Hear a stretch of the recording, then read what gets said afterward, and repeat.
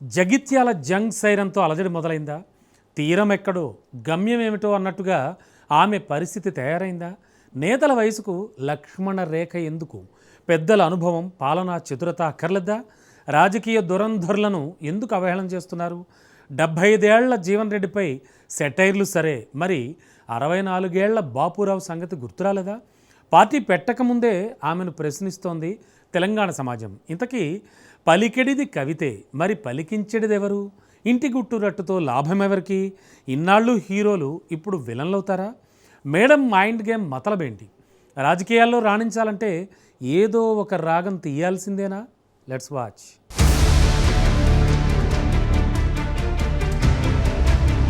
తెలంగాణలో age politics హీటెక్కిస్తున్నాయి. మాజీ మంత్రి జీవన్ రెడ్డిని ఉద్దేశించి జాగృతి అధినేత్రి చేసిన వ్యాఖ్యలు దుమారం రేపుతున్నాయి. అధికార కాంగ్రెస్ పార్టీని కాకుండా ప్రతిపక్ష బీఆర్ఎస్ పార్టీని కవిత టార్గెట్ చేయడంతో అనేక సందేహాలు వ్యక్తమవుతున్నాయి. కొద్ది రోజులుగా గులాబీ తోటలో ముళ్ల కంచె కన్నీళ్లు పారిస్తోంది.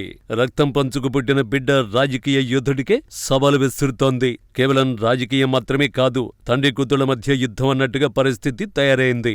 మాజీ మంత్రి జీవన్ రెడ్డిపై అక్కసుకు కారణం జగిత్యాల బహిరంగ సభే. బీఆర్ఎస్ నిర్వహించిన ప్రజాశీర్వాద సభ సక్సెస్ అవడంతో డామిట్ కథ అడ్డం తిరుగుతోందంటూ డాటర్ ఫ్రస్ట్రేట్ అవుతున్నారట.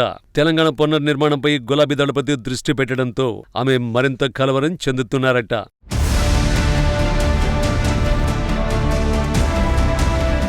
ఏప్రిల్ 25న తెలంగాణలో కొత్త రాజకీయ పార్టీని పెట్టబోతున్నారు కవిత.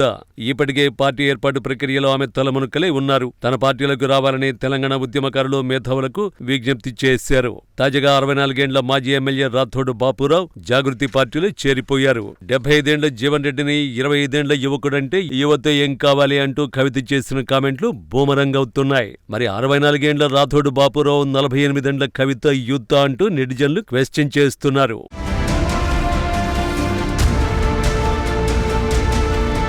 జగిత్యాల జంగ్ సైరన్ జాగృతిలో కల్లోలం సృష్టిస్తోంది. గులాబీ గుబాళింపుతో తానొకటి తలిస్తే దైవం మరొకటి అన్నట్లుగా మారింది ఆమె పరిస్థితి.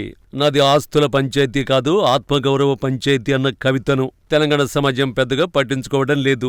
ఉద్యమకారులు అస్సలు నమ్మడం లేదు. దళిత బహుజనులు దగ్గరికి రావడం లేదు.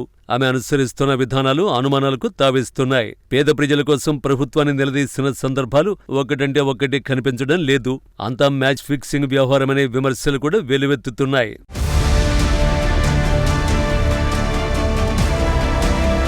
కెమెరా యాక్షన్ స్టార్ట్ అనే రీతిలోనే జాగృతి అధినేత్రి పంథా సాగుతోంది. సామాజిక తెలంగాణ కోసమే పార్టీ పెడుతున్నామని చెబుతున్నా ఆమె వ్యవహార శైలిపై అనుమానాలు తగ్గడం లేదు. రేవంత్ ప్రభుత్వాన్ని టార్గెట్ చేయకుండా కేసీఆర్ విధానాలపైనే ఆమె ఫోకస్ చేయడం ఆరోపణలకు బలం చేకూర్చినట్లు అవుతోంది. దీంతో కవిత వెనుకున్న అదృశ్య హస్తం ఎవరిది?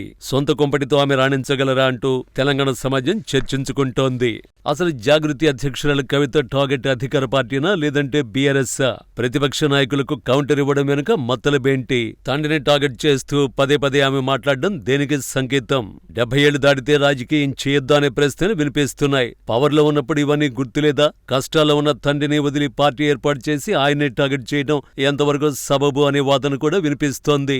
బీఆర్ఎస్ లో ఉన్నప్పుడు బయటకొచ్చి సామాజిక తెలంగాణ కోసం కొట్లాడితే అప్పుడే పార్టీ తప్పులు ఎత్తి చూపితే ప్రజలు కవితను నమ్మేవారు. ఆమె నిజాయితీని విశ్వసించేవారు. కానీ ఇప్పుడు జాగృతి అధినేత్రి మాటల్ని తెలంగాణ సమాజం నమ్ముతుందా అనేది $1 మిలియన్ ప్రశ్నగా మారింది.